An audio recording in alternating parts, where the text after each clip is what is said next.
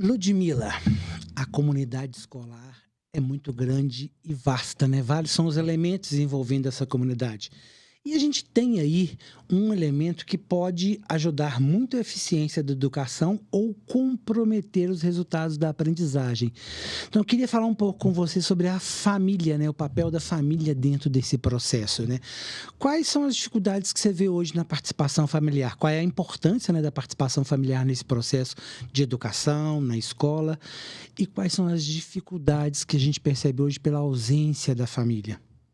Então, Edmilson, eu acho que esse é um tema exatamente prioritário, né, em termos de contexto educacional.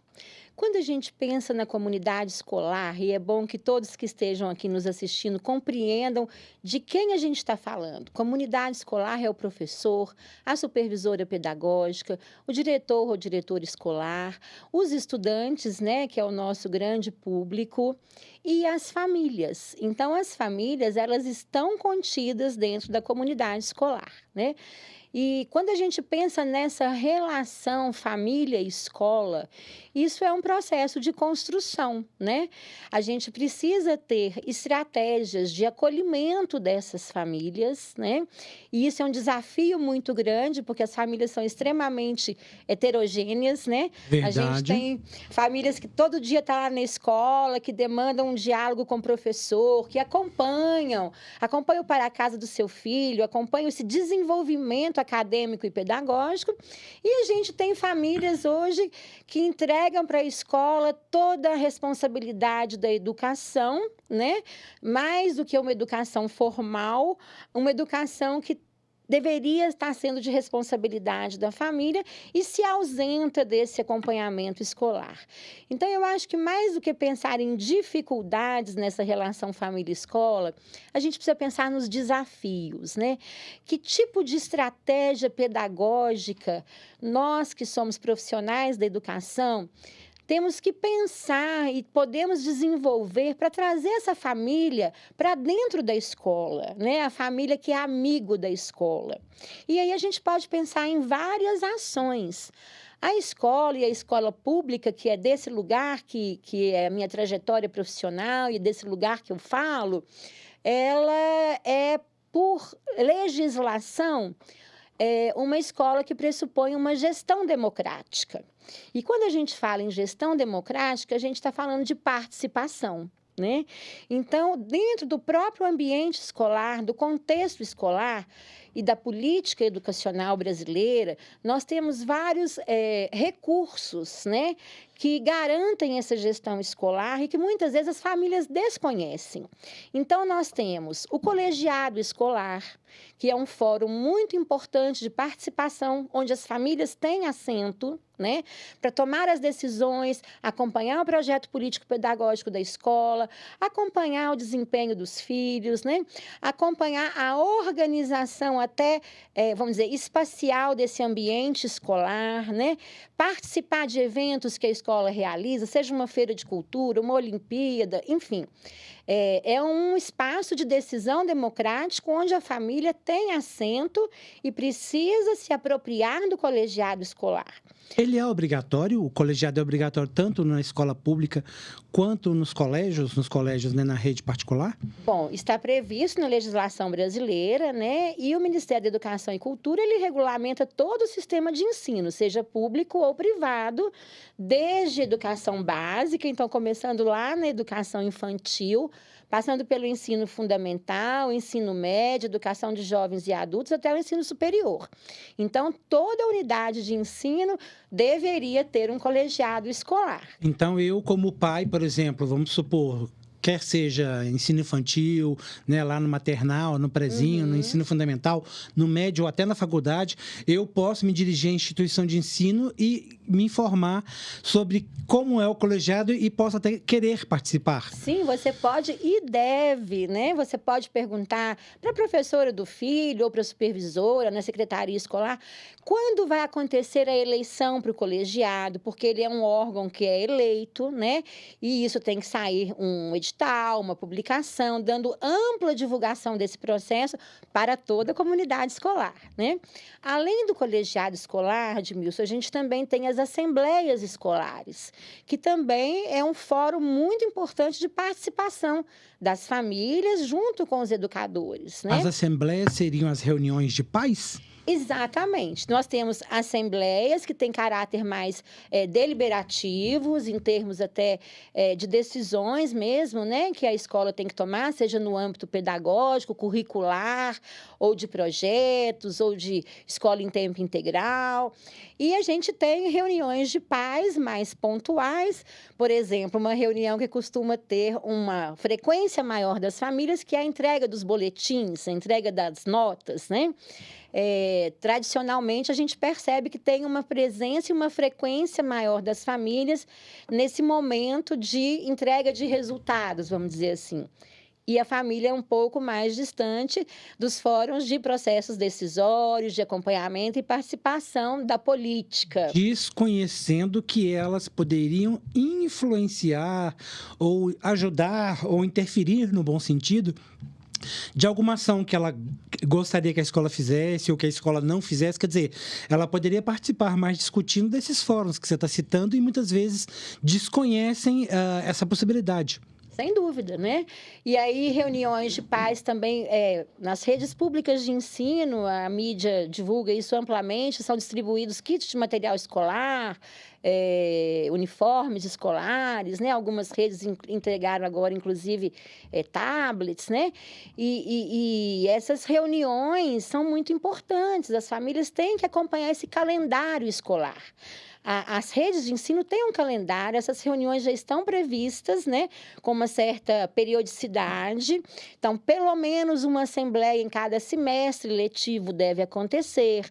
O colegiado deve ser eleito no início do ano letivo e a vigência dessa atuação, né, durante todo o ano. Então, assim, realmente é um processo que as famílias muitas vezes desconhecem, né?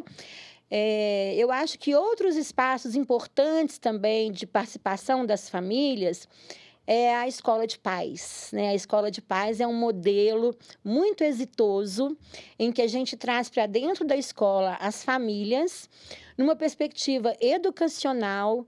Então, a gente desenvolve projetos de cunho artístico, cultural, esportivos, né? Às vezes até com oficinas. E aí a gente avalia qual é o perfil dessa comunidade escolar e quais as vocações dessa comunidade escolar, considerando, inclusive, o território onde essa escola está inserida, né? O entorno dessa escola. Então, realmente, assim, as famílias aproveitam pouco, né, a oportunidade de criar esse vínculo com as escolas. Mas por que isso acontece? E aí a gente tem que realmente fazer uma avaliação, um diagnóstico dessa situação. Porque as causas, com certeza, são diferentes, né? Então, quer dizer, algumas devem ser comuns, mas né, deve diversificar conforme. Eu imagino que uma escola, por exemplo, na periferia, uma escola numa comunidade, né, uma escola, às vezes, no centro da cidade, quer dizer, isso muda, né? Com certeza. Na verdade, a participação ou a ausência da participação, ela é multifatorial, né? Assim, tem aquele pai ou mãe trabalhadora que realmente não consegue, em determinados horários, estar presente em função de atividades laborais ou de outros compromissos. Mas, infelizmente, a gente percebe que, às vezes, também tem falhas na própria comunicação, na divulgação, né? Às vezes, a escola não coloca essa informação acessível para todos. Porque, às vezes, as pessoas ainda não estão habituadas a olhar o site da escola todos os dias, né? Acompanhar, às vezes, um Instagram. E a escola poderia ter uma diversidade de canais de comunicação com as famílias. Eu acho que isso é algo que precisa ser trabalhado com a comunidade escolar. A amplitude de possibilidades de canais de comunicação. Porque, assim, Edmilson, a gente, infelizmente, observa que as famílias são chamadas na escola só quando tem um problema, né? O seu filho está com problema de disciplina, o seu filho está com problema de aprendizagem, o seu filho está com problema nas relações ou no próprio comportamento, né? E aí chama essa família e vai dizer dessa dificuldade, dessa reclamação, ou, enfim, de um comportamento adaptativo não adequado no ambiente escolar. E eu costumo dizer que filho feio não tem dono, né? Pai nenhum ou mãe gosta de ouvir dizer que o seu filho não acompanha a turma, não acompanha os pares de idade, né? Ou que ele não consegue seguir as regras da escola, enfim. Então, assim, eu acho que a escola também precisa chamar as famílias para dizer de coisas boas, valorizar as coisas boas, os pequenos avanços que o filho tem, as pequenas conquistas, né? E aí, realmente, assim, criar vínculo e criar vínculo afetivo, né? Porque a escola, ela é uma instituição extremamente importante no processo de formação. As crianças e adolescentes ficam com a gente 200 dias por ano, né? Muitos deles em horário integral, 8 horas por dia, né? E às vezes a família está cansada no final do dia, né? Ou não tem esse olhar de como é importante, até mesmo para o desempenho acadêmico, para a aprendizagem, que a família se preocupe com o que está acontecendo na vida escolar do seu filho. Como que foi a aula hoje? Qual o conteúdo que você gostou? Deixa eu ver a tarefa de casa, você já fez? Criar um ambiente adequado, por mais simples que essa família seja, um ambiente que não tenha muito ruído, mais tranquilo, para que ele tenha ali uma rotina de estudos, né? Então, eu acho que trazer essa família para dentro da escola é um grande desafio, né? E a gente tem que ter estratégias de acolhimento. Muitas vezes os professores não têm formação para isso, né? Hoje a gente tem uma legislação que nos ampara e algumas redes de ensino já estão trabalhando dessa forma, que é ter o profissional do serviço social, assistente social e psicólogo nas unidades de ensino. E aí, no pós-pandemia, isso tem uma importância ainda mais significativa. Isso também é obrigatório, assim como as assembleias e o colegiado, a presença desses dois profissionais? Porque se percebe que não tem muita, a grande maioria das escolas não tem, né? Veja bem, essa legislação, ela é uma legislação recente, eu não vou agora me recordar exatamente a data, né? Algumas redes de ensino já se apropriaram, tá? Já tem esse profissional mesmo antes da legislação. E agora, com as questões da pandemia, do pós-pandemia, do retorno do ensino remoto, né, para o ensino presencial, muitas redes de ensino estão correndo atrás disso. Então, por exemplo, eu estou vendo agora que Belo Horizonte está com um amplo processo aí, vai contratar não sei quantos mil psicólogos e assistentes sociais para fazer esse atendimento às famílias, para dar esse suporte também aos professores, aos educadores, né? Então, assim, realmente a gente percebe avanços, né? Mas ainda tem alguns pontos que precisam ser melhor trabalhados, tanto do ponto de vista pedagógico, né? Da família saber o que o menino está aprendendo, como é que é o currículo, qual que é a metodologia de ensino, conversar com a professora, olhar o caderno, o material escolar. Isso é muito importante, isso é fundamental, né? E, para além disso, a gente criar, como eu disse, estratégias de adesão dessa família ao processo de escolarização, né? A gente tem aí uma prática que é muito importante na formação de leitores, né? Que é a literacia. Não sei se todos conhecem essa expressão, bom explicar, né?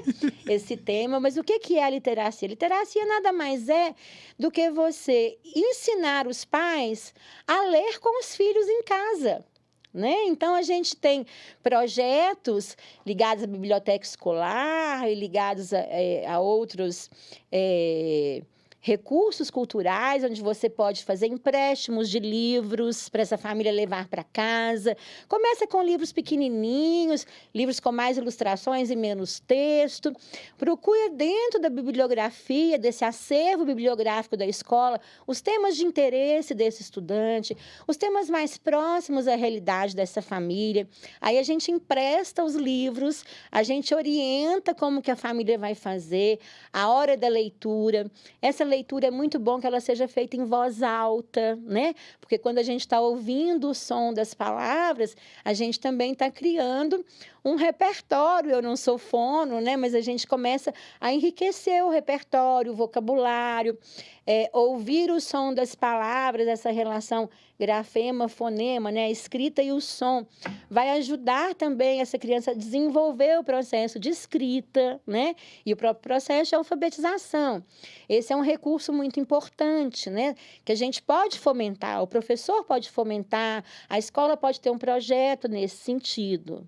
Né? Então, assim, a criatividade é algo muito presente nos ambientes escolares, nas escolas, né? Então, aí cada escola, dentro da sua realidade, considerando, como eu disse, o território onde ela está inserida, a vocação dessas famílias, o perfil dessas famílias, pode criar projetos culturais, né? Pode criar, enfim, uma série de eventos, ações e atividades para vincular essa família, né? Mas, infelizmente, a gente tem ainda uma situação de negligência, né? E quando a gente fala negligência, a gente está falando, inclusive, de uma violação de direitos, né? Não sei se todos sabem, a educação no Brasil ela é obrigatória de 4 a 17 anos. Então, nessa faixa etária, nós não podemos ter nenhuma criança fora da escola. Né? Seja no sistema público, seja no particular, né? Então, a família que permite, por exemplo, que o filho falte de aula sem um motivo justificado, né? Uma doença, um compromisso que seja realmente, assim, importante para ele se ausentar da escola, né? A família que, muitas vezes, sabe que essa criança está com dificuldades, né? Enfim, está com um rendimento muito ruim, isso vai criando uma autoestima muito baixa, né? E aí, qual que é a tendência dessa criança? É o abandono, a evasão, né? E a gente sabe que quem está fora da escola vai pegar caminhos tortuosos na vida, né? Muitas vezes se envolve com a criminalidade, consumo excessivo de álcool e drogas, né? E acaba realmente que a educação, que a escola, ela vai perdendo a sua função social. Então, a família, ela é extremamente importante, né?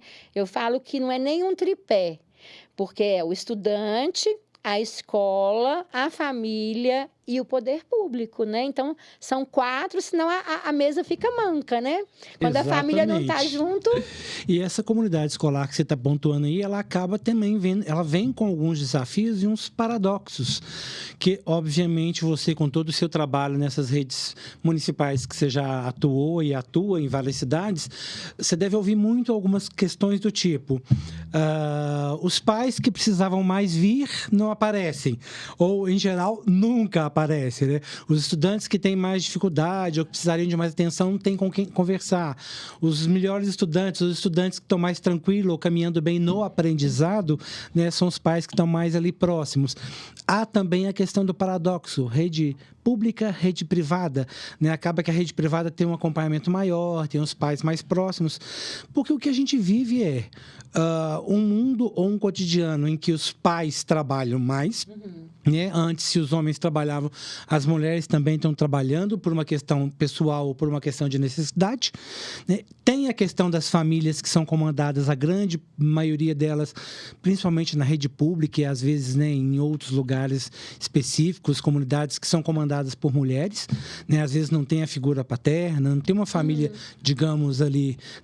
Como é que assim, está se lidando com esses desafios e esses paradoxos? Porque são adversidades que precisam ser revertidas, né? Resolvidas, né?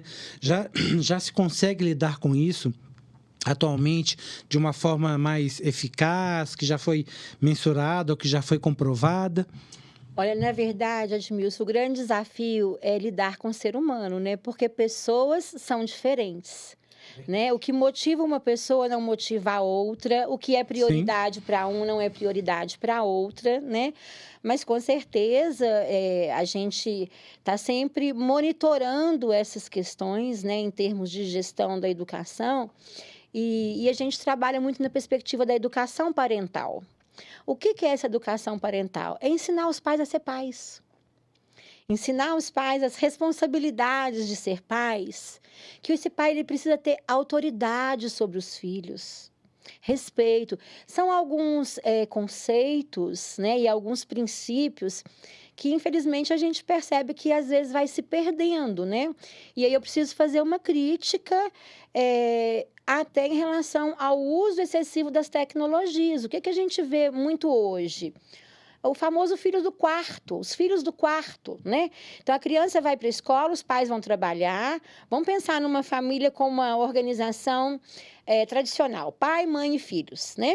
Aí os filhos chegam da escola, ficam um período ainda em casa, acessando N conteúdos que a gente não sabe o que é, muitos pais não acompanham isso. Os pais retornam do trabalho cansados, né? As famílias hoje não têm mais o hábito de sentar à mesa, né? De ter esse momento de alimentar e de conversar, como é que foi seu dia, me conta o que aconteceu. Aí cada um vai para o seu quarto, liga a sua televisão ou pega o seu celular, o seu WhatsApp, né? E aí a gente também já percebe as consequências perversas disso no desenvolvimento de algumas crianças e adolescentes, problemas ligados à má qualidade do sono, à patologia da dependência dos jogos digitais, porque já é uma patologia, e mais do que uma patologia, já é um problema de saúde pública, né? A gente recebe nos equipamentos públicos crianças com esse perfil que trocam o dia pela noite para ficar jogando. E muitas vezes os pais nem sabem o que está acontecendo dentro daquele quarto, porque o pai já estava cansado, exausto, também ficou no seu WhatsApp, né? E não está tendo, vamos dizer assim, controle sobre a situação. Os pais têm que entender que a posição do pai e mãe é uma posição de controle. Eu não estou falando que a gente tem que ser aquele pai, né, autoritário, que vai punir, que vai sempre estar castigando o filho. Não é isso. Você pode ser um bom pai amigo, uma mãe amiga, mas você não pode perder o seu lugar de autoridade, de controle dos processos, né? Ser pai, né? Ter uma criança pressupõe uma série de responsabilidades. Exatamente. E que você não pode deixar as suas obrigações de lado, porque muitas vezes pais transferem para as escolas ou querem transferir para as escolas algumas questões como educação sexual, que ele acha que é obrigação da escola explicar para o filho, a questão de processos de, né, como evitar uma gravidez, né, algumas questões assim, o pai acha que isso é obrigação da escola, né, a escola que deve educar, quando na verdade faz toda uma parte do papel do pai, né, e de acompanhar mesmo o que o filho está fazendo, né? Sem dúvida, né?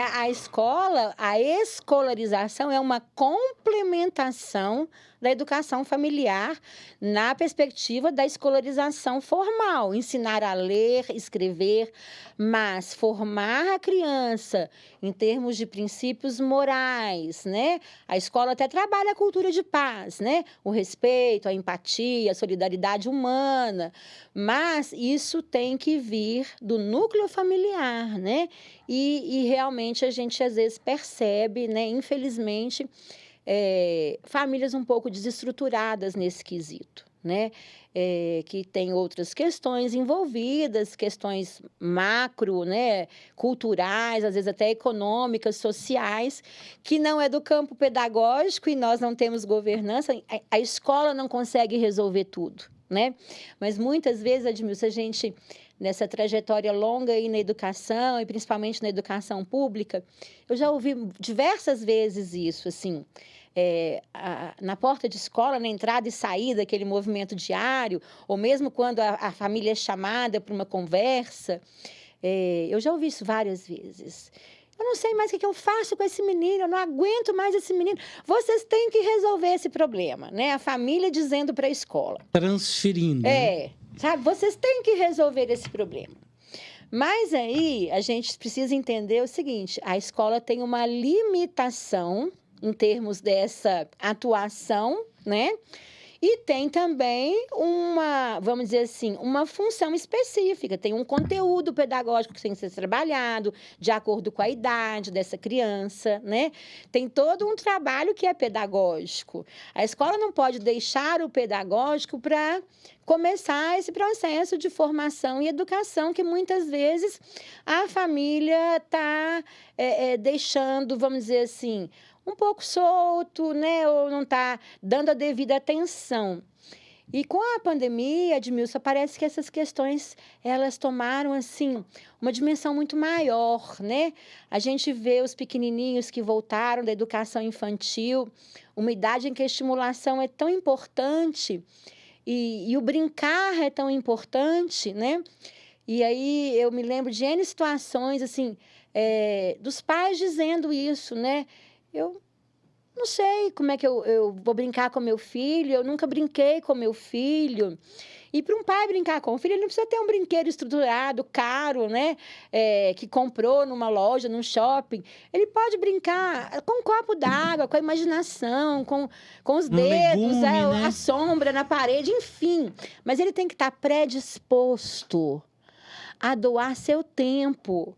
Não é a quantidade, é a qualidade, né?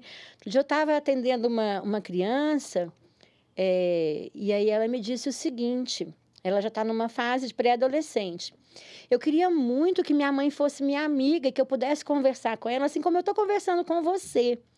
Aí eu peguei e falei com ela, então chama sua mãe e fala isso para ela, né? Porque nessa idade aí da transição, né, da infância para a adolescência, a menina precisa de uma referência mesmo, né, das questões maternas, né? E desse desenvolvimento do corpo, como você falou, orientação de educação sexual, como prevenir uma gravidez indesejada, doença sexualmente transmissível, né? A prevenção, né? Enfim, tudo isso. E aí ela falou, então tá bom, eu vou tentar. Aí depois, na semana seguinte, ela chegou para mim numa frustração. Aí eu perguntei, o que aconteceu? Ela falou assim, olha, eu fui falar com a minha mãe, ela nem olhou para mim. Eu estava falando e ela estava no celular. Ela não estava me ouvindo. Aí, no final, ela falou, então tá tudo bem. Então, os pais têm que entender que precisa ter um tempo de qualidade. Pode ser 5 minutos, 10 minutos. Se puder ser meia hora, ótimo, 1 hora, maravilha. Final de semana, né? Precisa criar essa questão de valorizar a convivência com os filhos. Podemos fazer um parênteses aí, Ludmila, porque muitas vezes o pai que trabalha, a mãe que trabalha, ou, enfim, o pai que está sozinho com o filho, ou a mãe que cria sozinho. Tempo de qualidade não é você levar para um shopping, né? Você vai fazer suas compras, ou resolver suas coisas e deixar a criança num daqueles, né, dos vários estandes de brinquedos, né? Naqueles brincando ali 1, 2 horas enquanto você resolve suas coisas. Tempo de qualidade, né, não é se sentir com consciência pesada, mas é gastar ali 5, 10 minutos num livro com o filho, sentado no chão montando um quebra-cabeça, usando um brinquedo pedagógico, né? Vai na escola, conversa com o professor, pede uma dica, pede para a supervisora. Enfim, a escola pode ajudar nisso, né? O próprio bibliotecário também está ali para ajudar nisso. Quer dizer, existem muitos profissionais dentro dessa comunidade escolar que pode ajudar a contribuir com sugestões para um tempo de qualidade, para uma brincadeira, para um momento. Você não tem que saber o que fazer. Você pode aprender com outras pessoas que estão ali para te ajudar. Como você disse na escola de pais, se você não frequenta uma escola de pais, mas o que pode ser feito nesse processo? Quer dizer, como que, se você tem 10 minutos, não tem problema, todos os dias 10 minutos, mas senta, né? Esteja ali, né? Ignore os outros equipamentos, né? As outras questões, ou então chame a sua criança para assistir um desenho juntos, discuta sobre o desenho, né? Chame o seu filho para assistir um filme, não é isso? Para poder fazer esse tipo de discussão. Eu queria até, dentro disso, Ludmila, te perguntar um pouco assim, dentro desses processos, porque a gente percebe, esse próprio exemplo que você citou agora da filha com a mãe, que os filhos vivem muitos dilemas que vêm como desafios da nova família, das famílias que estão se constituindo, estão surgindo agora, em relação à orientação sexual, em relação a outras questões, né? Pais conduzindo uma família, mães conduzindo uma família, e aí eu digo mãe, não uma mãe sozinha, mas 2 mães, sim, 2 homens e por aí vai. E aí, como se dá essas questões, e mais do que isso, a gente percebe muito na imprensa várias notícias, né? Crianças, estudantes que mataram, assassinaram, né? Atiraram contra. Como está se trabalhando hoje essa questão do bullying nas escolas? Quer dizer, o bullying ganhou uma dimensão nova, diferenciada, estão se preocupando, por exemplo, você que está muito na rede pública também, está se preocupando com isso, com projetos mesmo e políticas públicas. Como é que está essa questão hoje? Admilson, antes de te responder, eu quero só dar uma dica ainda para os pais. Todas as dicas, pais, são bem-vindas. Na própria rotina familiar, você pode engajar no aprendizado do seu filho. Quer ver um exemplo? Você vai fazer uma receita culinária. Você vai fazer um bolo, tá? Aí você vai chamar sua filha ou seu filho, vamos lá na cozinha, vamos fazer um bolo? Aí você vai pedir ele para ler essa receita. Aí você vai conversar com ele sobre as quantidades. Um copo é quanto, uma colher é quanto, quantos ovos que vai colocar. Ele vai colocar a mão na massa com você. Ali você está trabalhando matemática, está trabalhando planejamento, está trabalhando controle inibitório, a hora de colocar, a hora de esperar, né? Então, na própria rotina familiar, no dia a dia. E não como obrigação, né, Ludmila? Exato. Não é você falar assim, vem aprender a fazer esse arroz aqui. Quer dizer, você vai ensinar, você pode até ensinar de forma lúdica, como você está explicando, exemplificando aí, o que seria interessante, né? Porque você pode fazer isso que você está falando, né? Trazer várias matérias para a vida dele, né? Essa questão dos centímetros, do grama, do quilograma, né? Do bolo, brincando com o bolo e uma fruta que ele gosta e uma coisa que ele gosta. Isso tudo, né? Assim, na arrumação do quarto, vamos organizar por cores, por tamanho, né? Você pode pensar dentro do seu ambiente, da sua casa, N situações em que você vai estar estimulando a aprendizagem do seu filho. Estimulando. É mais do que estresse, é mais do que brigar, né? Para quem está nos ouvindo aí, está nos assistindo. Quer dizer, buscar uma forma diferente de lidar com isso, né? Numa abordagem um pouco mais pedagógica, lúdica, não sabe como fazer, peça ajuda, peça sugestão, né? Para os colegas, vá lá na escola, pergunta como que você pode fazer. Dica ótima, Ludmila. E eu tenho certeza que a hora que isso virar uma prática, vai ser extremamente prazeroso. Tá? As famílias que começam a se engajar com esse tipo de ação dentro de casa... Tempo de qualidade também, né? Exatamente. Depois dá um retorno super positivo para a gente. Agora, falando um pouco dessas questões, né, que você coloca, do bullying escolar e dessas, vamos dizer assim, né, dessas novas configurações da sociedade, desses arranjos familiares, mas acho que mais do que isso, né, da própria questão da violência, né, que está muito presente, não só extramuros escolares, né, mas também dentro da escola. E a violência, eu costumo dizer, ela nem sempre é uma violência física, né? A comunicação violenta é uma das grandes violências dentro da comunidade escolar. O que é comunicação violenta? É você dizer para o seu filho todo dia, você não dá conta, sua letra tá feia, que menino burro. Tem você mãe que rasga caderno, que assim. apaga, né? Você é burro igual seu pai, você não aprende a ler. Gente, isso é a pior das situações, porque você vai criando um sentimento de menos-valia, de que eu não dou conta. E isso é um caminho para o fracasso escolar, né? Então, assim, se você está vendo que a letra não está boa, né? Mas elogia, fala, nossa, ainda pode melhorar, vamos fazer de novo, né? Lembra lá do caderninho de caligrafia que vinha com as... né? Sim, todo pautado para escrever com as letras direitinho. Então, assim, não coloca o foco no que ele não dá conta. Começa a valorizar os pequenos avanços, aquilo que ele dá conta. Tem dificuldade na matemática, mas ele desenha super bem. Então, valoriza esse talento, valoriza essa habilidade, potencializa isso. Procura se sentir como ele, né? Vamos nos colocar no lugar, ser mais altruístas. Né? Porque muitas vezes a questão do bullying, ela começa a acontecer na escola, muitas vezes entre os pares de idade, por causa de questões assim, às vezes de uma dificuldade, uma criança que vai fazer uma leitura em voz alta e gagueja, né?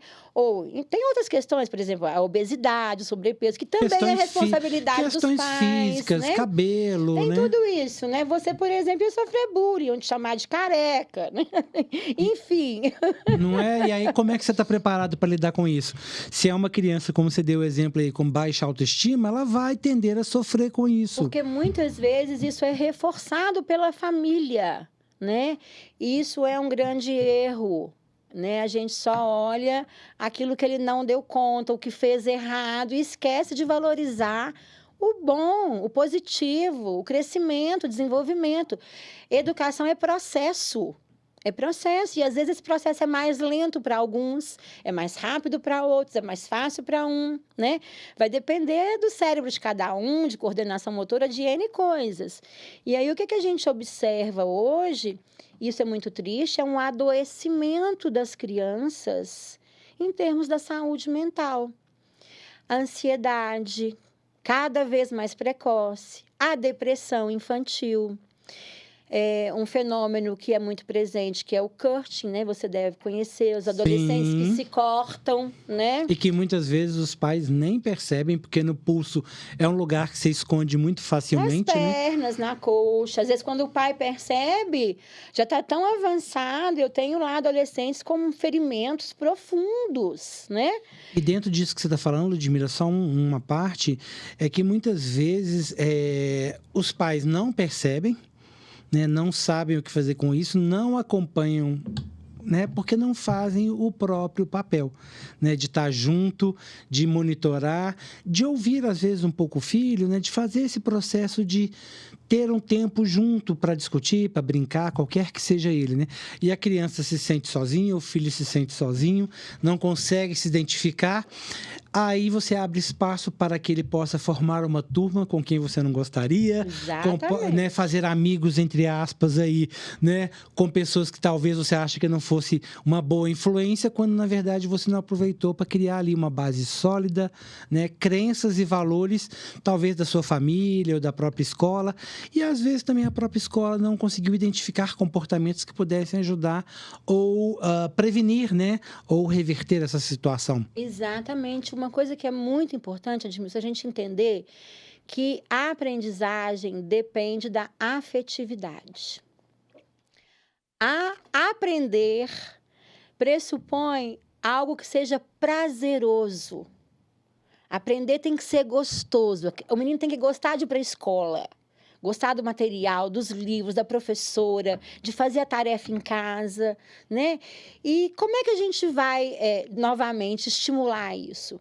Através de estratégias motivacionais. É o elogio, né? O elogio não é só dar os parabéns, né? Fez uma tarefa bacana, fez todo o exercício, tirou uma boa nota.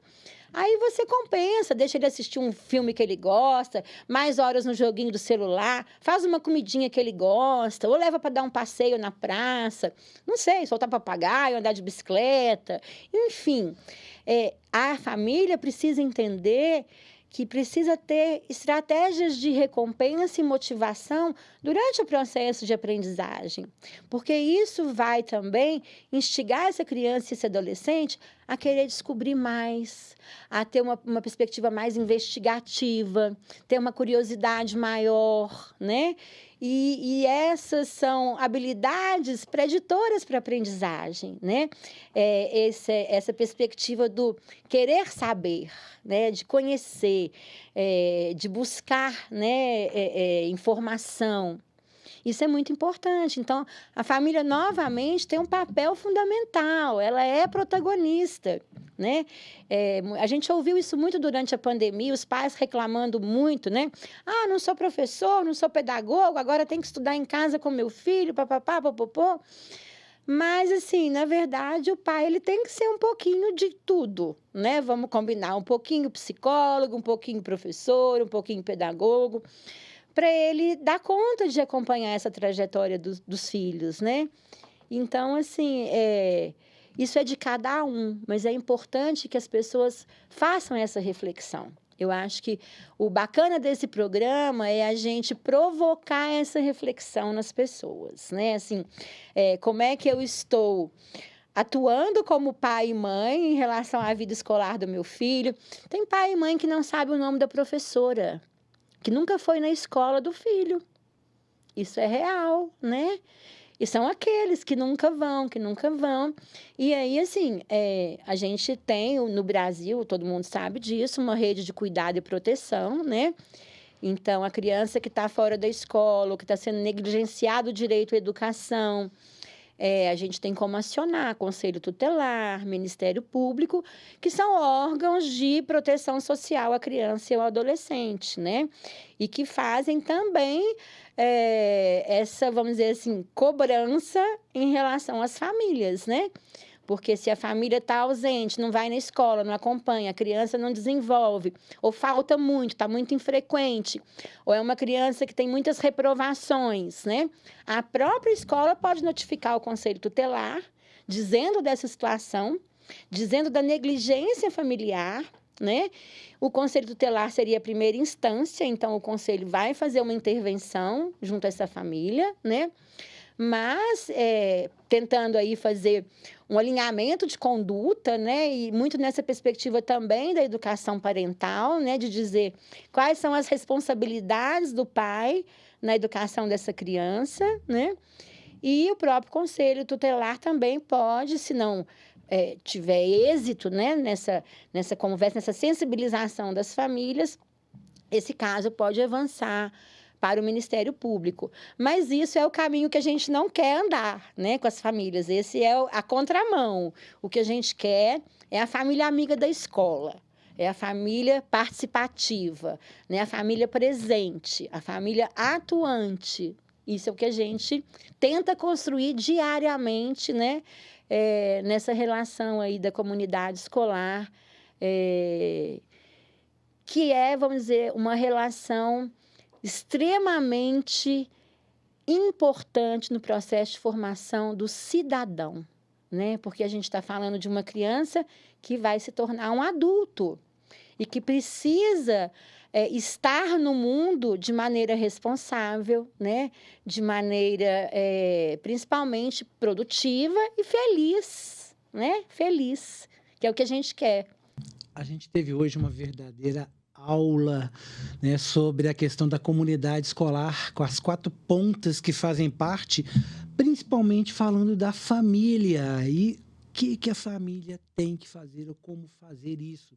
Então, você que está nos ouvindo, você que está aí nos assistindo, né, entenda, se você optou por ter um filho, uma criança, adotar, enfim, trazer para os seus cuidados, né, existem direitos, existem obrigações, deveres para com a escola principalmente. Então, para você acompanhar o dia a dia dessa criança, pode ser um adolescente, né? Pode ser também na faculdade.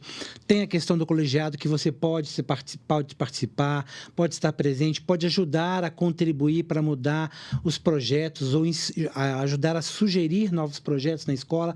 Mais do que isso, você tem alguma dificuldade, você trabalha, não sabe como fazer, né? Não sabe, às vezes, exercer bem a função de pai e mãe, você pode ir na escola também, vai ter lá uma pedagoga, um supervisor, um pai, alguém que vai te ajudar com dicas, atividades que você pode ajudar a fazer em casa para ter maior tempo de qualidade. Você pode trabalhar muito, tudo bem, mas você pode ter 10 minutos, 15 minutos, 20 com seu filho, né, para ter um tempo melhor de qualidade com essa criança, esse adolescente.